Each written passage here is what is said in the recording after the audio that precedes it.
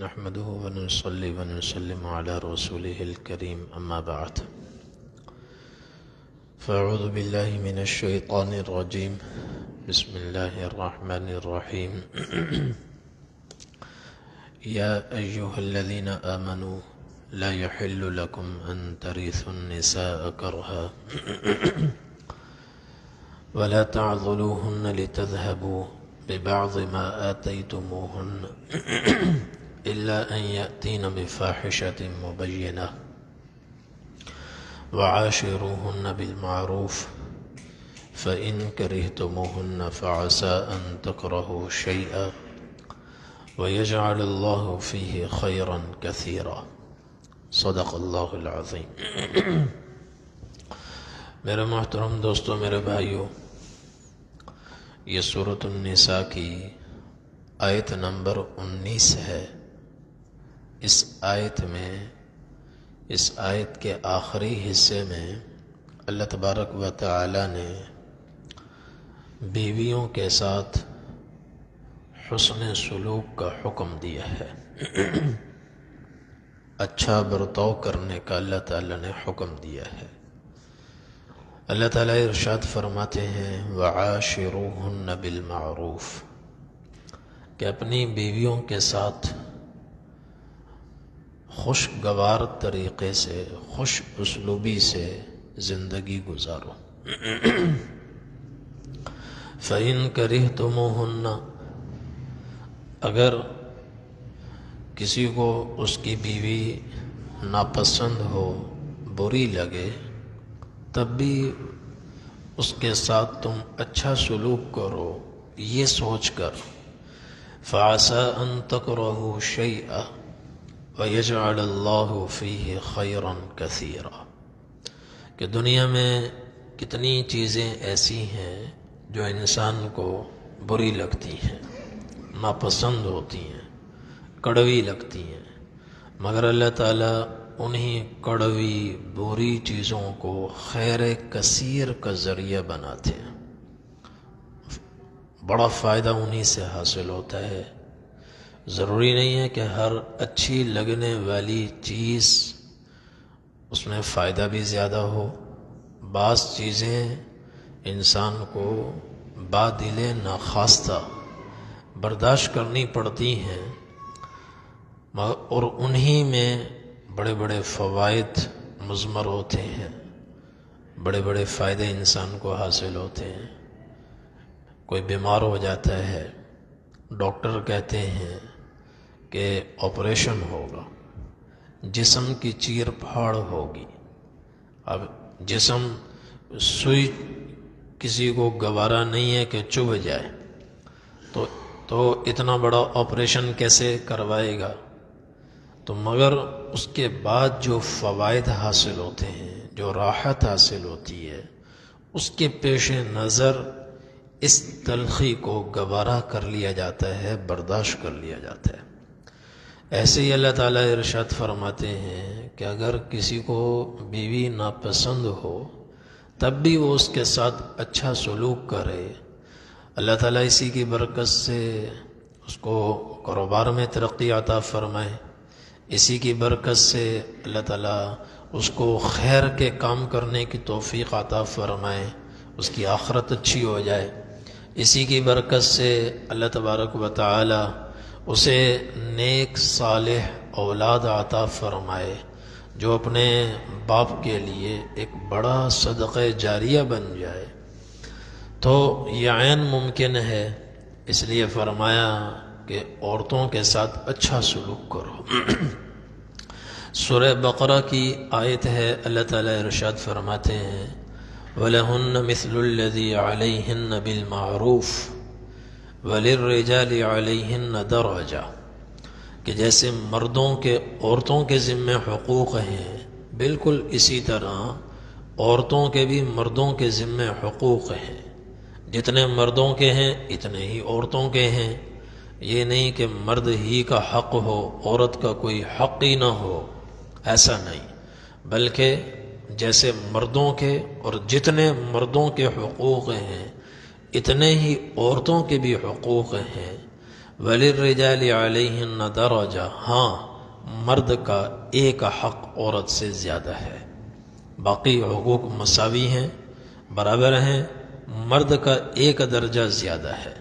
وہ زیادہ درجہ کیا ہے؟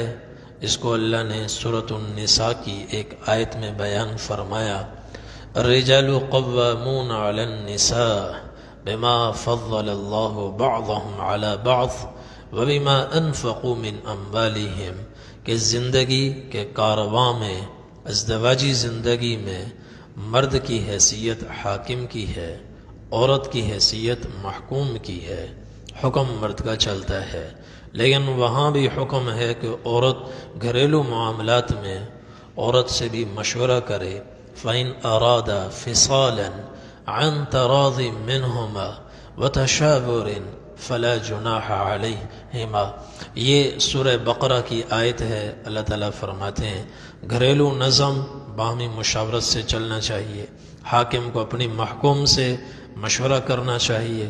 نبی کریم صلی اللہ علیہ وسلم حاکم تھے، اللہ تعالیٰ نے حضور پاک صلی اللہ علیہ وسلم کو بھی حکم دیا، وشاورہم، آپ صحابہ سے مشورہ کیا کریں، صحابہ سے مشورہ لیا کریں۔ حالانکہ ساری کائنات کی عقل ایک طرف، نبی کریم صلی اللہ علیہ وسلم کی عقل ان سب پر غالب ہے۔ پوری کائنات کے تمام عقل مندوں، دانشوروں کی عقل کو جمع کیا جائے تو نبی کریم صلی اللہ علیہ وسلم کی عقل کے سامنے ایک ذرہ بھی نہیں ہے۔ اس کے باوجود اللہ تبارک و تعالی ارشاد فرماتے ہیں، آپ صلی اللہ علیہ وسلم کو حکم فرماتے ہیں، آپ حاکم بھی ہیں، سربراہ مملکت بھی ہیں، آپ نبی بھی ہیں، اتنی ساری حیثیتیں آپ کے اندر جمع ہیں، پھر اللہ تعالیٰ فرماتے ہیں مشورہ لو، صحابہ کرام سے مشورہ لے کر کام آگے بڑھاؤ۔ ایسے ہی گھریلو زندگی میں مرد کی حیثیت حاکم کی ہے اور عورت کی حیثیت محکوم کی ہے۔ تو اس لیے مردوں کو لائٹ چلا مشورہ لینا چاہیے، مشورے کے ساتھ باہمی زندگی کو گزارنا چاہیے۔ تو لائٹ آ جائے، ہاں جی۔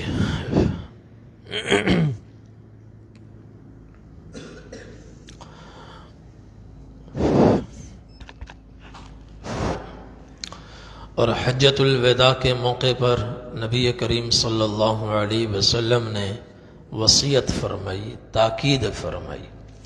آپ نے فرمایا الا فاستوصوا بالنساء خیرا، غور سے سنو، میں تمہیں عورتوں کے ساتھ حسن سلوک کی وصیت کرتا ہوں، تاکید کرتا ہوں کہ اپنی عورتوں کے ساتھ اچھا سلوک کرو۔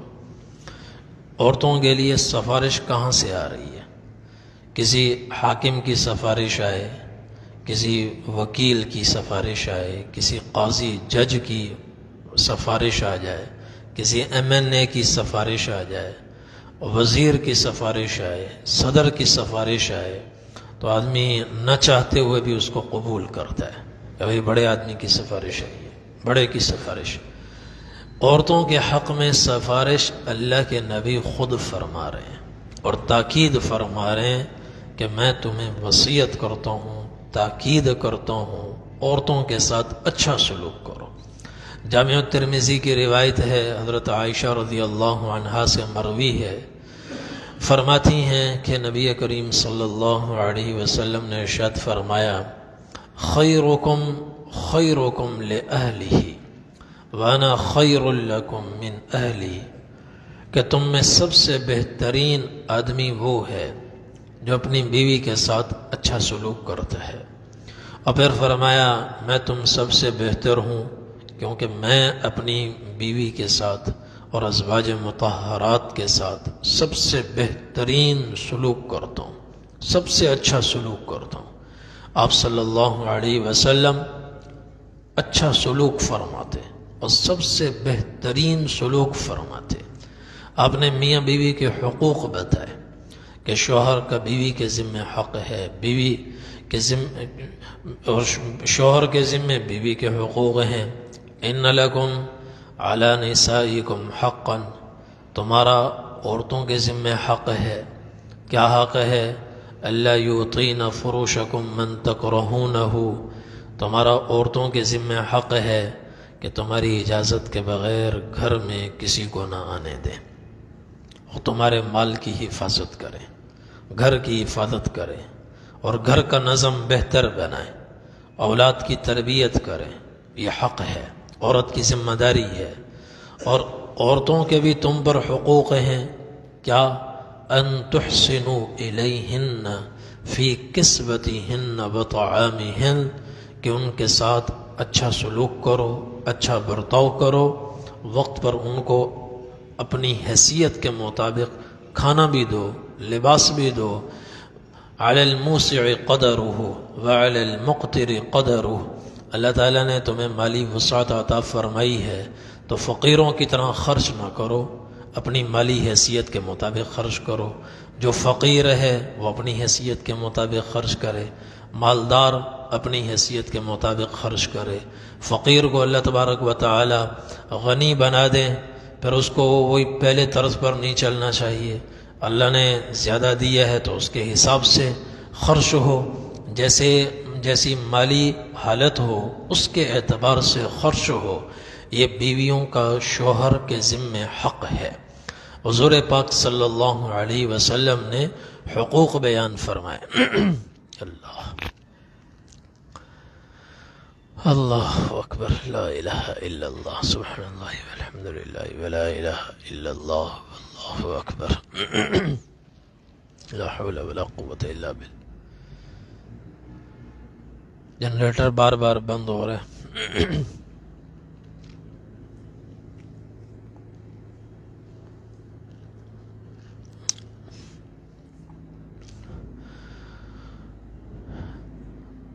تو اس آیت میں بھی اللہ تعالیٰ فرماتے ہیں وَعَاشِرُوهُنَّ بِالْمَعْرُوفِ، کہ اپنی بیویوں کے ساتھ اچھا سلوک کرو۔ نیک صالح بیوی کسی کو مل جائے، یہ اللہ تعالیٰ کی بہت بڑی نعمت ہے۔ آپ صلی اللہ علیہ وسلم نے ارشاد فرمایا مستفاد المؤمن بعد تقوى اللہ عز وجل من زوجۃ صالحہ خیر له من زوجۃ صالحہ، کہ تقوی کے بعد، ایمان کے بعد انسان کو اللہ تعالیٰ کی جتنی نعمتیں حاصل ہوتی ہیں ان میں سب سے بڑی نعمت نیک صالح اچھی بیوی کا مل جانا۔ اور نیک صالح بیوی کی علامت کیا ہے؟ ان نظر الیہا سرتہ، اس کو دیکھے وہ فرما بردار ہو، اس کو دیکھے تو خوش ہو جائے۔ وَإِنْ أَمَرَهَا أَطَاعَتْهُ، اس کو کسی بات کا حکم دے تو وہ فوراً اس کی اطاعت کرے۔ وَإِنْ أَقْسَمَ عَلَيْهَا لَا بَرَّتْهُ، کسی بات پر قسم کھا بیٹھے کہ یوں ہوگا تو بیوی اس کی قسم کو ٹوٹنے نہ دے، اب ویسا کرے جیسے اس نے قسم کھائی ہے۔ وَإِنْ غَابَ عَنْهَا نَصَحَتْهُ فِي نَفْسِهَا وَمَالِهِ، اور اگر وہ گھر سے باہر جائے تو پیچھے اس کے مال کی حفاظت کرے، کسی چیز کو ضائع نہ ہونے دے۔ عورتوں میں یہ کمزوری ہے کہ کھانا ضائع ہو رہا ہے، روٹیاں ضائع ہو رہی ہیں، سبزیاں ضائع ہو رہی ہیں، یہ نیک صالح عورت کی علامت نہیں ہے۔ نیک صالح عورت کی علامت کیا ہے؟ نصحتہ فی نفسہا ومالہ، شوہر جب گھر سے جائے گھر کی ایک ایک چیز کی حفاظت کرے، اپنی عزت آبرو کی بھی حفاظت کرے۔ اور عورت پر لازم ہے کہ وہ شوہر کی اطاعت کرے، فرما برداری کرے۔ صحیح بخاری میں نبی کریم صلی اللہ علیہ وسلم نے ارشاد فرمایا لو دعا الرجل امرأته الى فراشه فابت ان تجیء لعنتها الملائکة حتى تصبح، کہ اگر شوہر بیوی کو بستر پر بلائے، عورت انکار کرے، نہ آئے، تو رات سے لے کر صبح تک فرشتے اس عورت پر لعنت کرتے رہتے ہیں، لعنت کرتے رہتے ہیں۔ اور ایک روایت میں حضرت عبداللہ بن عباس رضی اللہ عنہما کی روایت ہے، نبی کریم صلی اللہ علیہ وسلم نے ارشاد فرمایا، ثلاثۃ لا ترفع صلاتهم فوق رؤوسهم شبرا، تین آدمی ایسے ہیں کہ ان کی نماز ان کے سر سے اوپر ایک بالشت اوپر نہیں جاتی، سر سے ایک بالشت اوپر نہیں جاتی، ان کی نماز قبول نہیں۔ ایک روایت میں حضور نے فرمایا، لا ترفع صلاتهم فوق آذانهم، ان کی تین آدمی ایسے ہیں ان کی نماز ان کے کان سے اوپر نہیں جاتی، اور ایک روایت میں ان کے سر سے ایک بالشت اوپر نہیں جاتی، قبول نہیں ہوتی۔ یہ مطلب ہے تین کی نماز قبول نہیں۔ کون کون؟ من اما قوما فہم لہو کارہون، ایک وہ امام جو زبردستی لوگوں کی امامت کرتا ہو، لوگ اس کو پسند نہ کرتے ہوں، اور ناپسند کرنے کی بھی معقول وجہ ہو، اس کے اندر خامی پائی جاتی ہو، نہ خامی کی اصلاح کرتا ہو نہ مصلح چھوڑتا ہو، اپنی خامیوں کے ساتھ زبردستی لوگوں کی گردن پر مسلط ہو گیا ہو، تو یہ آپ نے فرمایا اس کی نماز قبول نہیں۔ دوسرا، وَامْرَأَةٌ بَاتَتْ وَزَوْجُهَا عَلَيْهَا سَاخِطٌ، وہ عورت جو اس طرح رات گزارے اس کا شوہر اس سے ناراض ہو، اس کا شوہر اس سے ناراض ہو۔ اور تیسرا، نبی کریم صلی اللہ علیہ وسلم نے فرمایا، وَرَجُلَانِ مُتَصَارِمَانِ، دو آدمی جن کی آپس میں انبن ہو، لڑائی ہو، قطع تعلقی ہو، یہ اس کو چھوڑے ہوئے ہو، وہ اس کو چھوڑے ہوئے ہو، آپس میں صلح نہ کر رہے ہوں، تو ان کی نماز قبول نہیں۔ اور ایک روایت میں فرمایا، وَالْعَبْدُ الْآبِقُ حَتَّى يَرْجِعْ، غلام جو اپنے آقا سے بھاگا ہوا ہو جب تک واپس نہ آ جائے اس کی نماز قبول نہیں۔ عورت جس کا شوہر اس سے ناراض ہو اس کی نماز قبول نہیں، کانوں سے اوپر نہیں جاتی، سر سے ایک بالشت اوپر نہیں جاتی۔ اور دوسری طرف آپ نے فرمایا، ایک روایت، صحابہ کرام نے حضور سے ایک موقع پر اجازت مانگی، ایک اونٹ نے جب آپ صلی اللہ علیہ وسلم کو سجدہ کیا، آپ کو سجدہ کیا، تو صحابہ کرام نے عرض کیا، یا رسول اللہ یہ تو ناسمجھ ہے، عقل نہیں ہے، یہ آپ کے مرتبے کو جانتا ہے، پہچانتا ہے، آپ ہمیں اجازت دیں ہم آپ کو سجدہ کریں۔ آپ نے فرمایا، قطعا نہیں، لو یصلح لبشر ان یسجد لبشر، کسی انسان کے لیے، لا یصلح لبشر ان یسجد لبشر، کسی انسان کے لیے دوسرے انسان کو سجدہ کرنا حلال نہیں، جائز نہیں۔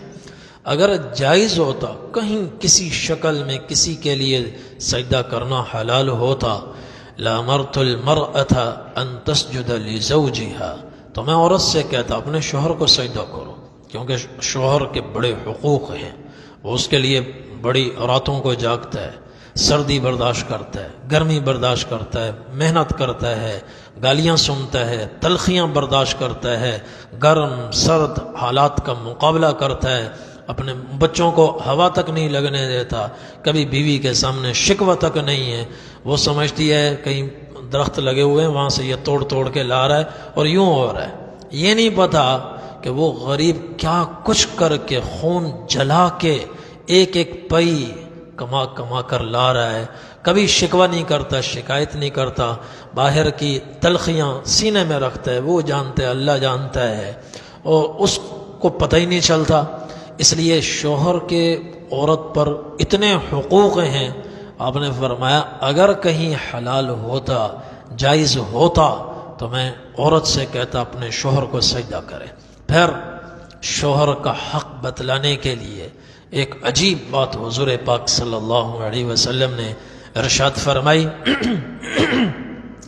آپ نے فرمایا، والذی نفسی بیدہ، اس ذات کی قسم جس کے قبضہ و قدرت میں میری جان ہے، لو کان من قدمہ إلى مفرق رأسه قرحة تتبجس بالقيح والصديد ثم استقبلته تلحس ما أدت حقه.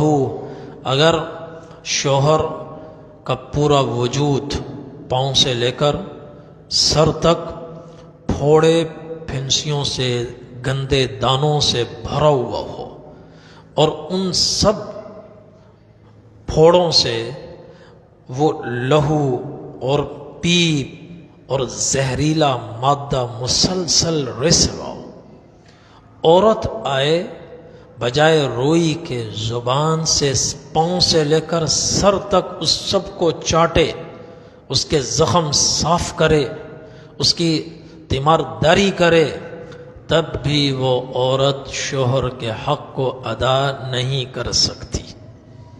یہ آپ نے ایک فرضی مثال دی. لو فرض کے لیے آتا ہے، ایک فرضی مثال دی. خون چاٹنا جائز نہیں ہے، حلال نہیں ہے. آپ نے فرمایا اگر فرض کرو کسی شوہر کا پورا وجود پاؤں سے لے کر سر تک زخموں سے چور چور ہو، پھوڑے ہوں، پھنسیاں ہوں اور ان سے خون رس رہا ہو، پیپ بہہ رہا ہو، زہریلا مادہ ان سے نکل رہا ہو اور وہ پاؤں سے لے کر سر تک اس کا پورا جسم چاٹے اور صاف کرے، ما ادت حقہ، تب بھی وہ شوہر کا حق ادا نہیں کر سکتی. عورت کو یہ سمجھایا، مرد کو یہ سمجھایا اچھا سلوک کرو، اچھا سلوک کرو. حضرت عائشہ رضی اللہ عنہا فرماتی ہیں کہ گھر کے دروازے کے باہر حبشہ کے کچھ لوگ وہ نیزہ بازی کر رہے تھے اور ایک گت کا ایک کھیل ہوتا ہے وہ چلا رہے تھے. تو حضور پاک صلی اللہ علیہ وسلم نے مجھ سے فرمایا عائشہ دیکھو گی؟ میں نے کہا جی یا رسول اللہ. آپ آگے کھڑے ہو گئے، میں حضور کے پیچھے کھڑی ہو گئی اور میں نے آپ کے کندھوں پر اپنی ٹھوڑی رکھی اور میں دیکھتی رہی. کافی دیر کے بعد حضور نے فرمایا اما شبعتی یا عائشہ، عائشہ کیا ابھی بھی پیٹ نہیں بھرا؟ فرماتی ہے میں نے کہا نہیں بھرا، اور دیکھوں گی. دل میں میرے یہ تھا کہ میں دیکھوں حضور میرے لیے کتنی دیر کھڑی ہوتے ہیں. فرماتے ہیں دیکھتی رہی، آپ کھڑے رہے یہاں تک کہ جب میں نے خود کہا بس اب اور نہیں دیکھنا، پھر نبی کریم صلی اللہ علیہ وسلم ہٹے. ایسی آپ حضرت عائشہ رضی اللہ عنہا کے لیے، چونکہ وہ کم عمر تھیں، وہ لڑکیوں بچیوں کو، ان کی ہم عمر لڑکیوں کو بلوا لیتے. حضرت عائشہ رضی اللہ عنہ ان کے ساتھ کھیلتی تھی. حسن سلوک. اور ایک حدیث اور آپ کو سناتا ہوں، بڑی دلچسپ ہے، صحیح بخاری میں بھی ہے اور صحیح مسلم میں بھی ہے.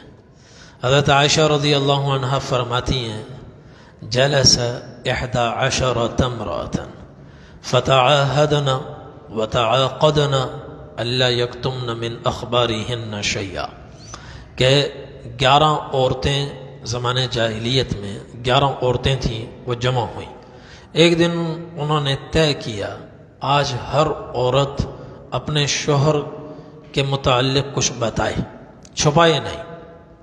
انہوں نے معاہدہ کر لیا کہ آج ہر عورت اپنے شوہر کے بارے میں مختصر بتائے اور پورا حال بتائے. عورتوں میں ہوتا ہے، عورتیں اپنے شوہروں کی کہانیاں سناتی ہیں. تو اس زمانے میں حضرت عائشہ رضی اللہ عنہ فرماتی ہیں کہ 11 عورتوں کی ایک کہانی بڑی مشہور تھی. تو اس میں جو 11ویں نمبر کا شوہر ہے اس کے متعلق حضور صلی اللہ علیہ وسلم نے ایک خاص بات ارشاد فرمائی ہے. تو 11 عورتوں کی کہانی حضرت عائشہ رضی اللہ عنہ نے بیان فرمائی. صحیح بخاری میں بھی ہے، صحیح مسلم میں بھی ہے. ان 11 عورتوں میں کچھ نے تو اپنے شوہر کی برائیاں بیان کی. پہلی 3 عورتوں نے برائیاں بیان کی، چوتھی نے کچھ خوبی بیان کی، 5ویں، 6ٹھی، 7ویں نے پھر برائی بیان کی، 8ویں، 9ویں، 10ویں نے پھر ان کی اچھائیاں بیان کی. اور جو 11واں شوہر آیا وہ تو سب پر فائق تھا، سب پر فائق، بڑا زبردست. حضور نے حضرت عائشہ رضی اللہ عنہ سے فرمایا میں تمہارے لیے ایسے ہوں جیسے وہ 11واں شوہر. تو حضرت عائشہ رضی اللہ عنہ فرماتی ہیں 11 عورتیں جمع ہوئیں، انہوں نے معاہدہ کیا کہ آج ہر عورت اپنے شوہر کے متعلق کھل کر اظہار خیال کرے اور بتائے اس کا شوہر کیسا ہے، چھپائے نہیں۔ تو معاہدہ ہو گیا، اب ہر ایک کو بولنا پڑا۔ فقالت الاولی، پہلی بولی، زوجی، اب میں سنا رہا ہوں، اب ہم سب اپنا ان کو سنتے جائیں اور اپنے بارے میں سوچتے جائیں، کہیں میں پہلا تو نہیں ہوں، کہیں دوسرا تو نہیں ہوں، کہیں تیسرا تو نہیں ہوں، میرا نمبر کون سا ہے، میرا نمبر انشاءاللہ ان 11 میں ہر ایک کا کوئی نہ کوئی نمبر ضرور ہوگا، وہ خود ہی فیصلہ کرے۔ میں صحیح بخاری اور صحیح مسلم کے حوالے سے یہ حدیث سنانے لگا ہوں۔ تو پہلی عورت بولی، زوجی لحم جمل غث على رأس جبل وعر لا سهل فيرتقى ولا سمين فينتقل۔ الفاظ دیکھیں کیسے جچے تلے الفاظ ہیں۔ پہلی نے کہا میرا شوہر ایسے ہے جیسے دبلا پتلا اونٹ کا گوشت، دبلے پتلے لاغر اونٹ کا گوشت، اور اونٹ بھی وہ جو اس پہاڑی پہ چڑھا ہوا ہو جس تک پہنچنا جان جوکھوں میں ڈالنے کے مترادف، پہنچنا بھی جیسے وہ ہمارے وہ سخت آج کل مری کے پہاڑ ہیں، پہنچنا بھی مشکل نہیں ہے، چڑھنا بھی مشکل نہیں ہے، اس پہاڑ تک پہنچا ہوا، پہاڑ کی چوٹی پر کھڑا ہوا ایک اونٹ ہے، دبلا پتلا جیسے اس کا گوشت ہوتا ہے، ایسے ہی میرا شوہر، لا سہل فیرتقى، نہ راستہ آسان ہے کہ آدمی چلا جائے، ولا سمین فینتقل، کہ نہ اونٹ اتنا موٹا تازہ کہ انسان یہ مشقت برداشت کر کے وہاں چلا بھی جائے اس کا گوشت لے کر واپس آئے۔ مطلب یہ کہ ایک تو اونٹ بالکل دبلا پتلا ہے، پھر دشوار گزار پہاڑی کی چوٹی پہ کھڑا ہوا ہے، لمبا سفر کر کے جان خطرے میں ڈال کر مشکل برداشت کر کے پہاڑ کی چوٹی پہ چلے بھی جاؤ تو گوشت اس کا نکلنا ہی کچھ نہیں، وہ ہڈیوں کا ڈھانچہ ہے۔ کیا مطلب اس کا؟ مطلب یہ ہے کہ شوہر کے پیچھے پڑی رہتی ہوں، خرچہ مانگتی رہتی ہوں، ہزار کوشش کے بعد بھی اس کی جیب سے بمشکل کوئی پھوٹی کوڑی نکلتی ہے۔ اس طرح کا میرا شوہر ہے، بہت تنگ کرتا ہے، بہت وہ کرتا ہے۔ دوسری بولی، وقالت الثانیہ زوجی اللہ ابث خبرہ انی اخاف اللہ اذرہ ان اذکرہ اذکر عجرہ و بجرہ، کہ میرا شوہر ایسا ہے کہ کچھ مت پوچھو، مجھے نہیں کھولو، میرا منہ کھل گیا تو میں کچھ نہیں چھوڑوں گی، بولتی چلی جاؤں گی، مجھے مجبور نہ کرو اپنے شوہر کے متعلق بولنے پر، کیونکہ میرا دل اس سے ایسا جلا ہوا ہے کہ اگر میں بولنے پر آ گئی نا رات بیت جائے گی اور پھر میں چھوٹی بڑی ساری باتیں ہی کہہ جاؤں گی، عجر بجر سب بتاؤں گی۔ عجر کہتے ہیں یہ اوپر کی جو رگیں نظر آ رہی ہوتی ہیں ان کو عجر کہتے ہیں، بجر کہتے ہیں جو اندر چھپی ہوئی رگیں ہیں اس کو کہتے ہیں کہ ظاہری باتیں بھی بتاؤں گی، اندر کی باتیں بھی بتاؤں گی، کچھ نہیں چھوڑوں گی، لہذا مجھے میرے حال پہ خاموشی رہنے دو تو بہتر ہے۔ اس نے بھی مذمت کی کہ بہت برا آدمی ہے، زیادہ مجھے مت کھولو۔ تیسری بولی، وقالت الثانیہ زوج العشنق ان انطق اطلق وان اسکت اعلق، میرا شوہر بس لمبے قد کا ہے اور عقل اس کی ٹخنوں میں ہے، کوئی سمجھ نہیں بوجھ نہیں، اور ایسا بد دماغ ہے اس کے سامنے میں ایک لفظ بولوں تو فوراً مجھے طلاق دے دے، چپ بیٹھی رہوں تو اندر ہی اندر کڑتی رہوں اور لٹکی رہوں۔ نہ میرا شمار شادی شدہ عورتوں میں ہوتا ہے، نہ میرا شمار بے نکاح غیر شادی شدہ عورتوں میں ہوتا ہے۔ غیر شادی شدہ عورتیں آزاد ہوتی ہیں، جہاں چاہیں جائیں آئیں، تو مجھے وہ آزادی بھی حاصل نہیں ہے. شادی شدہ عورتوں کو بھی کچھ فوائد حاصل ہوتے ہیں، فوائد مجھے کچھ بھی حاصل نہیں، تو میں تو بیچ میں بس لٹکی ہوئی ہوں. یہ میرا حال ہے. یہ تیسری بولی. چوتھی بولی وقالت الرابعة زوجی کلیل تہامہ لا حر ولا قر ولا مخافت ولا سآمہ. میرا شوہر تہامہ کی رات کی طرح ہے، نہ بہت گرم نہ بہت ٹھنڈا، معتدل. نہ اس کے قرب سے مجھے کوئی خوف آتا ہے، نہ اس کے ساتھ رہنے میں مجھے کوئی اکتاہٹ ہوتی ہے. یہ عورت، اس نے کچھ تعریف کی ہے، یعنی معتدل مزاج ہے. زیادہ گرم بھی نہیں، زیادہ گرم وہ بھی اچھا نہیں ہوتا، بہت زیادہ ٹھنڈا ہو جائے وہ بھی اچھا نہیں ہوتا، معتدل ہے. اور اس سے مجھے کوئی ڈر بھی نہیں لگتا، اکتاہٹ بھی نہیں ہوتی. پھر پانچویں بولی زوجی ان دخل فہد وَإِنْ خَرَجَ أَسِدْ وَلَا يَسْأَلُ عَمَّا عَهِدْ. میرا شوہر کیسا ہے؟ گھر میں آتا ہے چیتا بن جاتا ہے، باہر جاتا ہے شیر بن جاتا ہے، اور کچھ نہیں پوچھتا گھر کے ساز و سامان کے متعلق. آٹا کہاں گیا، چینی کہاں گئی، پتی کہاں گئی.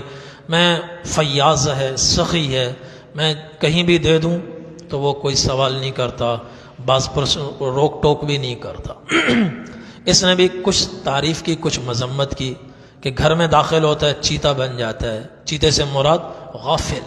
عرب غفلت میں، جیسے بہادری میں شیر کے ساتھ تشبیہ دیتے ہیں، غفلت اور لاپرواہی میں عرب چیتے کے ساتھ تشبیہ دیتے ہیں. یعنی وہ لاپرواہ ہے، زیادہ پرواہ نہیں ہے سخی. کچھ تعریف کچھ مذمت. پھر چھٹی بولی کہنے لگی زوجی ان اکل لف وان شرب اشتف وان ولا یولج الکف لیعلم البث. کہ میرا شوہر کیسا ہے؟ کھانے پر آئے تو خوب کھاتا ہے، کھاتا ہی چلا جاتا ہے. پینے پہ آئے تو پوری سراہی خالی کر دیتا ہے، پوری سراہی. اور وَإِنِ اسْتَجَعَ الْتَفْ، اور پھر کھا کر پی کر، کھاتا بھی بہت ہے پیتا بھی بہت ہے، پھر گھر کے ایک کونے میں الگ تھلگ ہو کر سو جاتا ہے. اور کبھی ہمارا حال نہیں پوچھا ہمارے اوپر کیا گزرتی ہے، ہم بیمار ہوں اور تنہائی کاٹیں، اس کو کوئی پرواہ نہیں. یہ بھی مذمت ہے. ساتویں بولی، ساتویں نے تو خوب مذمت کی. کہنے لگی زوجی عیایا او غیایا طباقا کل داء لہو داء. کہ میرا شوہر ایسا ہے غیایا، اسے کچھ پتہ نہیں چلتا، موٹا دماغ ہے، اور بیویوں کے بھی قابل نہیں ہے، اور اس کے علاوہ احمق ہے. دنیا جہان کی ساری برائیاں تمہیں اس میں ملیں گی. یہ عورت کہہ رہی ہے کل داء لہو داء، دنیا جہان کی ساری برائیاں تمہیں اس میں ملیں گی. شج کی، اور ایسا بد دماغ ہے تم اس سے بات کرو تو تمہارا سر پھوڑ دے. او فل کی، ہڈی پسلی توڑ دے. او جمع کل کی، یہ دونوں ہی کام کر گزرے. بد دماغ ہے، ظالم ہے، اور پتہ اسے کچھ چلتا نہیں، موٹا دماغ ہے. یہ اس نے اس کے بارے میں کہا.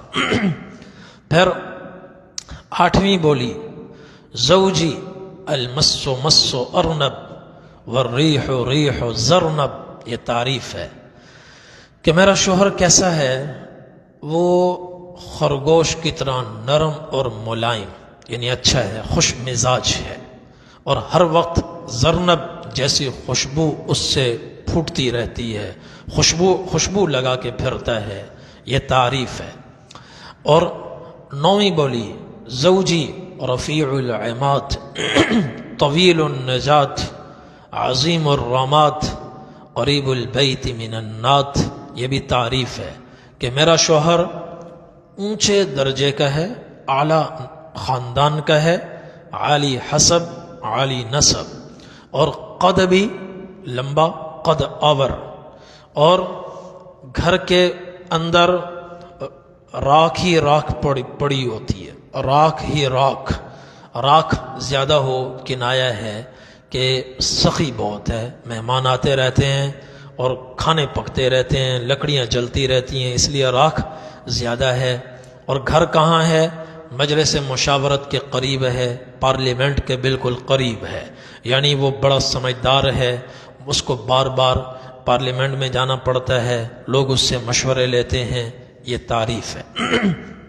پھر 10ویں بولی زوجی مالک وما مالک لہو ابل قلیلات المصارح کثیرات المبارک اذا سمعن صوت المزہر ایقن انہن حوالک، کہ میرا شوہر مالک ہے، اس کا نام مالک ہے۔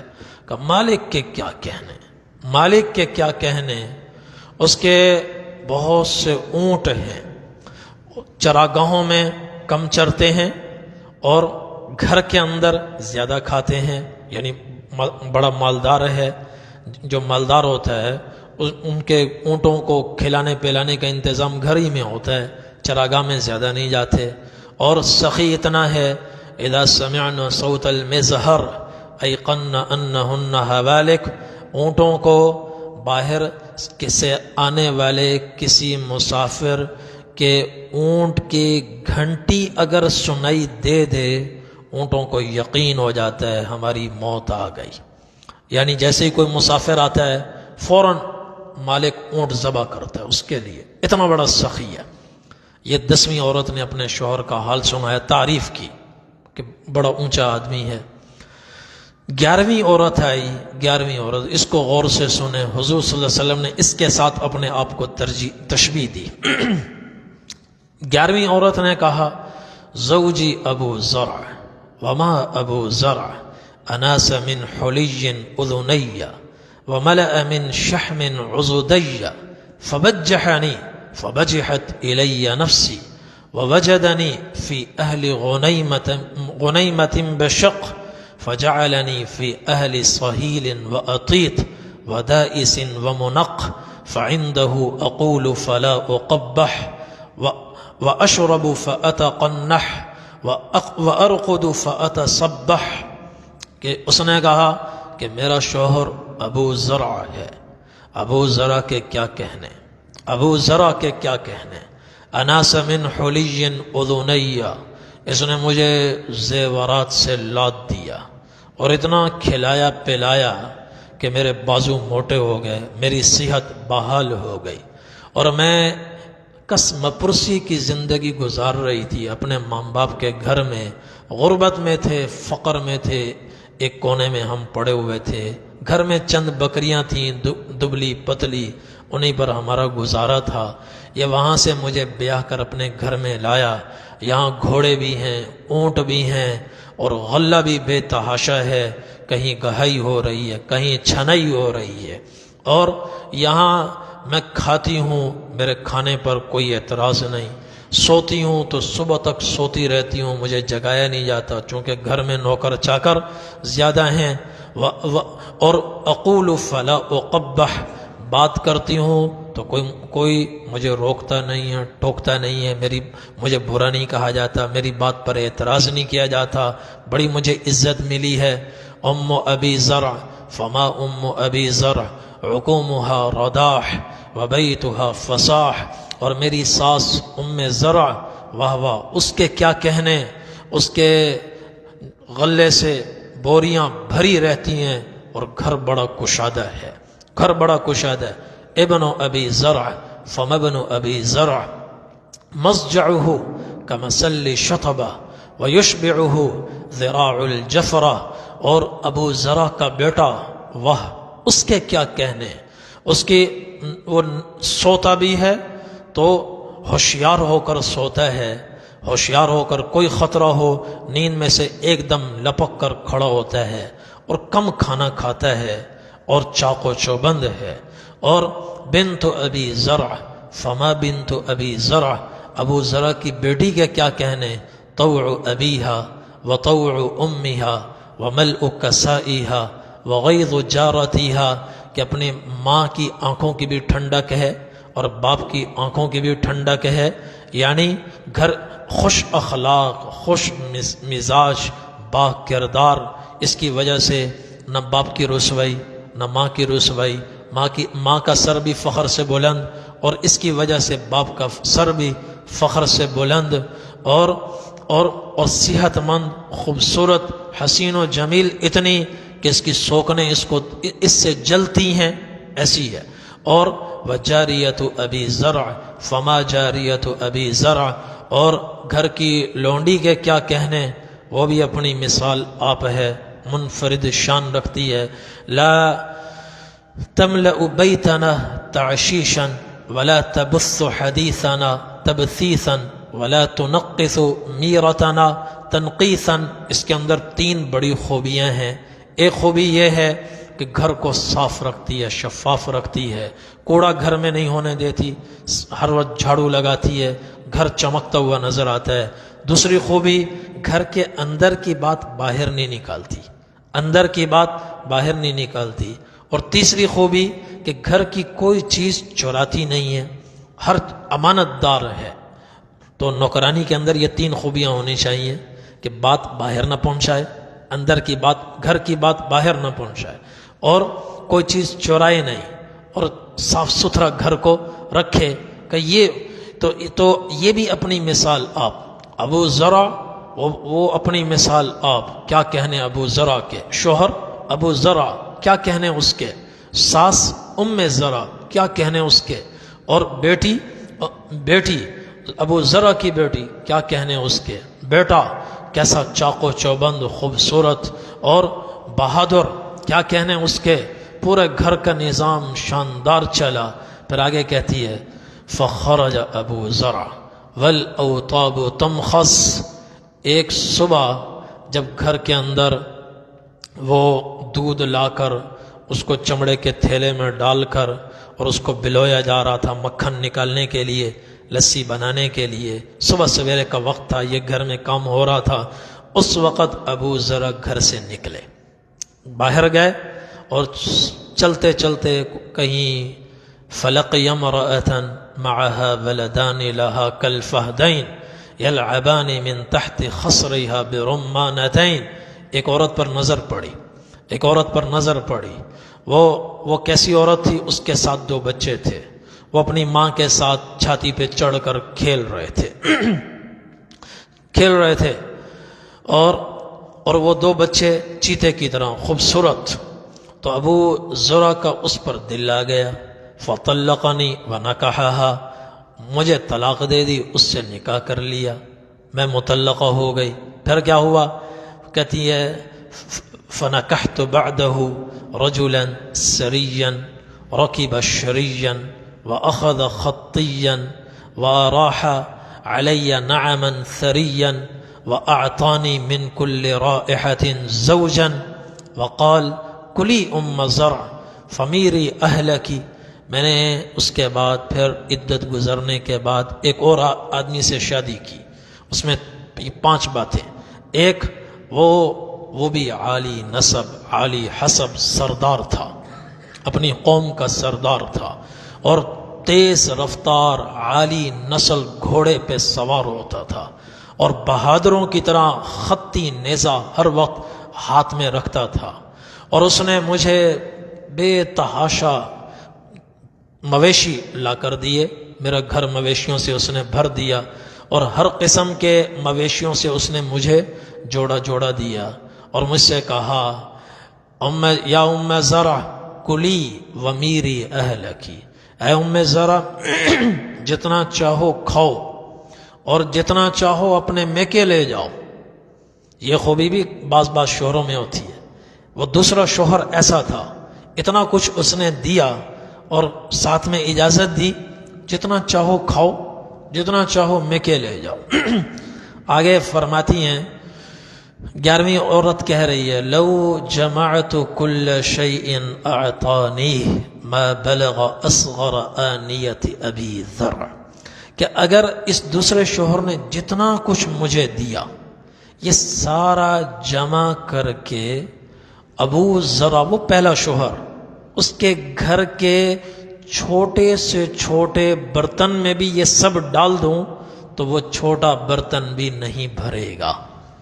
یعنی وہ پہلا شوہر اتنا اونچا تھا، اتنے اونچے درجے کا کہ اس دوسرے نے مجھے جتنا دیا، جو سردار بھی ہے، بہادر بھی ہے، ہر طرح کے جانور مویشی بھی لا کر دیے، اور کہا کھاؤ پیو جتنا چاہو میں کے لے جاؤ، اس سب کو جمع کر کے اگر میں پہلے شوہر ابو زرع کے گھر کے سب سے چھوٹے برتن میں ڈال دوں تو چھوٹا برتن بھی نہیں بھرے گا، چاہے جائے کہ بڑے برتن بھر جائیں۔ وہ تو ایسا تھا۔ پھر یہ 11 عورتوں کی معروف کہانی تھی۔ اب حضرت عائشہ رضی اللہ عنہ حضور پاک صلی اللہ علیہ وسلم کا ارشاد نقل فرماتی ہیں، نبی کریم صلی اللہ علیہ وسلم نے ارشاد فرمایا حضرت عائشہ رضی اللہ عنہ سے، کنت لکی کابی زرع لام زرع، اے عائشہ میں تمہارے لیے ایسا ہی فیاض ہوں اور ایسا ہی تمہارے لیے محسن ہوں جیسے ابو زرع ام زرع کے لیے تھا۔ وہ پہلا شوہر جیسے وہ تھا ایسے ہی میں تمہارے لیے ہوں، میں تمہارے لیے ایسا ہی ہوں جیسے ابو زرع ام زرع کے لیے تھا۔ تو اس کو امام بخاری رحمۃ اللہ علیہ نے اس حدیث پر عنوان قائم کیا کہ عورتوں کے ساتھ اچھا سلوک کرنا چاہیے، بیویوں کے ساتھ اچھا سلوک کرنا چاہیے۔ اس پر امام بخاری رحمۃ اللہ علیہ حضرت عائشہ رضی اللہ عنہا کی یہ پوری حدیث لے کر آئے۔ تو اللہ تبارک و تعالی ہم سب کو توفیق عمل نصیب فرمائے۔ وآخر دعوانا ان الحمد للہ رب العالمین۔ اللهم لك الحمد كما أنت أهله، فصل على محمد كما أنت أهله، وافعل بنا ما أنت أهله، فإنك أنت أهل التقوى وأهل المغفرة۔ ربنا آتنا في الدنيا حسنة وفي الآخرة حسنة وقنا عذاب النار۔ ربنا ظلمنا أنفسنا وإن لم تغفر لنا وترحمنا لنكونن من الخاسرين۔ اللهم أرنا الحق حقا وارزقنا اتباعه، وأرنا الباطل باطلا وارزقنا اجتنابه، وصلى الله تعالى على خير خلقه محمد وعلى آله وأصحابه وأهل بيته أجمعين برحمتك يا أرحم الراحمين۔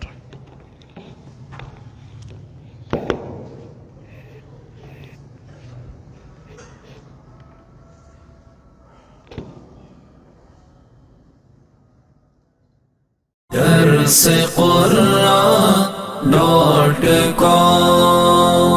www.درسقرآن.com